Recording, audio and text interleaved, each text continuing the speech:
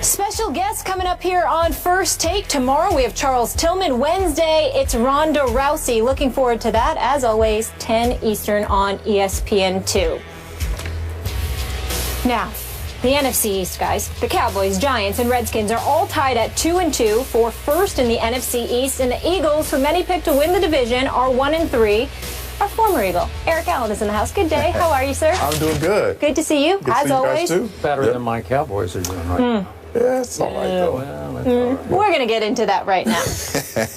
Please tell us, who is in control of the NFC East now through 4 weeks? Well, the Giants seem like they're in control right now.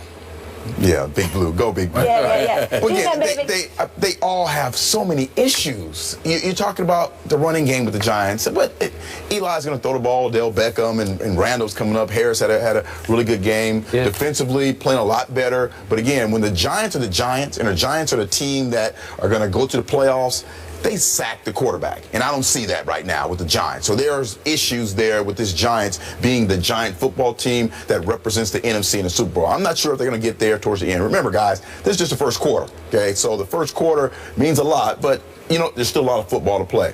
Dallas Cowboys with the injuries, I mean, you're talking about Dez, you're talking about Romo, you're talking about the other day, Lance Dunbar may have an ACL, and that's huge for this football team. But getting Greg Hardy back, Rolando McClain back, and it was a great game last night, and you have to find a way to cover the wheel route, and you have a win. And Dallas Cowboys get that W without Tony Romo and Dez. That's awesome. You talk about the Redskins and the Eagles. My Eagles right now, I saw the big plays. Yeah. But you know what? There are busted coverages in the back end. You can't guarantee a busted coverage every time you're going against an NFC East opponent. You can't do that. The running back is still going side to side to the downhill. Last year at this time, DeMarco Murray had 385 yards rushing. Right now, 75 yards rushing. How are you going to beat somebody with a balanced attack with 75-yard rushing from your $1 million man? You can't do it like that. And still, the offense looks sluggish at times. They look like they don't connect. There's just, and at the end of the game, the defense been playing pretty good. Pretty much for the last couple of games. Yeah. They play some zone defense and they get Torp in the middle. Then they go man and get the touchdown to end Pierre Garçon. So there's a lot of issues with this NFC East right now. Right now, the Giants are in control, but I think the Dallas Cowboys will eventually be the winner of the NFC East. And there's going to be one. There's only going to be one team that goes to the playoffs from the East, and it's going to be the Dallas Cowboys when their guys get back. Okay. Molly, if you don't mind. Go for it. I may need you to stand up for a second because I might need you to stand next to Skip Bayless because he might fall out of his chair. I'm glad to. Hold me what I'm about to say, and he may need somebody to hold him up. Skip Bayless, I don't think you truly appreciate why I say the Dallas Cowboys are an accident waiting to happen. Oh, Lord. The reason why I continuously say they're an accident waiting to happen, Skip Bayless, is because the truth is Eric's absolutely right. And if the Dallas Cowboys don't have an accident, there's nothing that's going to stop them from taking the division. And I think there's nothing that's going to stop them from getting to at least the NFC Championship game. I happen to think the Dallas Cowboys are that talented. I happen to now believe in Jason Garrett more than I ever did in the past. I happen to now believe in a healthy Tony Romo more than I ever did in the past. I happen to always have believed Des Bryant is, he's the new Megatron as far as I'm concerned when healthy, because I think that Megatron and those knees, he's got to show me something tonight because I just don't believe in it anymore. Not his ability, his health. Whereas Des Bryant, I believe Des Bryant will come back healthy, and once he does that, I think he's going to take off right where he left off. I believe in Rod Marinelli's defense. I know that it was a rookie that got inserted at a split second because of the injury. I get all of that. You understand? So when I look at the Dallas Cowboys, to me, for the first time in about 20 years, I believe that the Dallas Cowboys, legitimately, talent-wise, unlike Chip Kelly, who has a bunch of talent that doesn't fit, I think the Cowboys have talent that does fit if they can stay healthy and stay out of trouble. I think that the Dallas Cowboys, at the very least, will go to the NFC Championship game, which is why, I just finished saying, if healthy, that's what I'm saying, which is why I said, accident waiting to happen. Because the only thing you can say about Dallas is that no matter if it's injuries, weed, whatever, something happens that gets in the way. Now, we hope it's not injuries because we don't wish that on anybody. But it just seems to me that the Dallas Cowboys, whether it's because of karma, it's because of Jerry Jones and his interest in the hype machine, even though he's considerably less interested in hype than he was in the past, because now when is the priority that it should be, even more so. I just look at Dallas and I say, something always goes wrong, but I cannot deny the talent that they have available to them and how if all things came together, they could beat anybody. I just don't believe it will happen. Okay, you realize Romo isn't due back until just before Thanksgiving. It doesn't matter. Okay? It doesn't matter because it's the NFC East, right, and nobody will be that far away. Now, you two wide-eyed Cowboy lovers over there. Let me just. We're sane on this side. Let's be objective over here because I'm having to deal with the reality of this. Here's what's about to happen.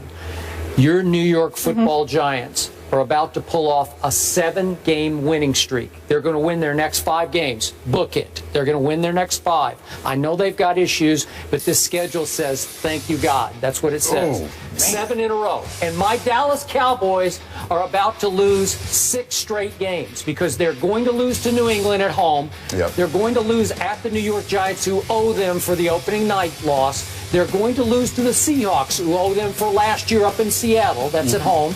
Then they're going to lose to the Eagles at Jerry World because the Eagles owe them for earlier this year. And the Eagles always play well at Dallas. Just book it. They're going to lose 6 in a row. And at some point when Romo comes back, my Cowboys will have plummeted through no fault of their own, just through injuries, to 3-6. At that point, the Giants will be 7-3. So it'll be a 4-game, the 3.5-game bulge that the Giants will have. Then can my Cowboys win their last 7? It's possible because I agree. If they get healthy, they are sensationally talented. It's why I picked them to go to the Super Bowl. Could the Giants finish 3-3 to fall where they both finish 10-6? Maybe. But when you say win the NFC, get to the NFC Championship, man, it's going to take a minor miracle because I don't even know if Romo can get back for that game. What's the best unit? Defense, offense, especially, what's the best unit in the NFC East? The Dallas Cowboys offensive line. And that's what's going to get... You know what? I don't know about that right now. I don't know about that right now. Get them through. So last night, they rip off a 14-yard gain and a 45-yard gain on the first 2 plays. And after that, they go, what was it, 28 more, I'm off the top of my head, 28 more carries for like 56 yards. Hold on. I mean, they couldn't get a yard. Stay right there. Yeah. Right. Your man and mine, prime time, Deion Sanders, pointed out something very, very wise last night. He said, yeah, there were some holes, but there were plenty of times when those runners didn't hit those holes. It ain't about the offensive line because it's not about the offensive line not doing what it's doing. It's about them not having the running back to capitalize off of it, which again comes back to DeMarco. Now, I ask you this question, and I understand your argument, Skip Bayless. We're going to put Skip on the spot right here. All right. I understand your argument. He's nervous. Stay with me. You usually do get a little petrified. I understand. That's what he knows that. But here's the deal. I got to ask you this question, Skip, in all seriousness. I understand that you believe Jerry Jones was right. But if I sit there and I look at you and I say, Skip Bayless, an extra $5 or $6 million will deliver you a Super Bowl championship for the first time in 20 years. You taking that? Yeah, but I don't know what they did offer him. I never heard this. It was never publicized what the offer to DeMarco was. Yes, it was. It was around $12 million. It was around. I remember it was around $12 million. Now he got 19 and 20 from Philadelphia, but it was around $12 million. What I'm saying to you is this, Skip: if you came up to 18. Regardless of how much that may have compromised, considering the 1,845 yards, considering the 449 touches overall last year, considering how it protected Tony Romo, considering how it elevated Jason Witt even more, because then the offensive line looked that much better. You not only had production, you had happiness because guys were good with what was happening. but- You sacrificed all of But that. once Chip Kelly offered an outrageous sum for him to go to Philly, he's like, I gotta go. You gotta go. Yeah. Okay. He had And to your go. quarterback, He you had to played go, in college. Eric, Yeah, because I of the understand that. discrepancy compared He to would what do a was over. do-over too right now, though, too. In a discrepancy, you trying to tell me that DeMarco Murray sits there and leaves Dallas with that offensive line because of $1.5 million or something like that? No, he wouldn't. He would do a do-over So that's right what I'm now. saying. Okay, you but, know but that. Jerry was with you about saying. this. They were fearful that he had been used up last year, that he was an accident. They're trying to find the guy. You see the numbers in the carries. They're trying to find the guy to help them later on in the season. Maybe it's Christian Michael. Maybe it's McFadden more. No, come on now. We'll see. Ain't DeMarco. Stop Well, it. they're Stop not. it. They're Stop not. it. Just accept well, it. is DeMarco anymore? No.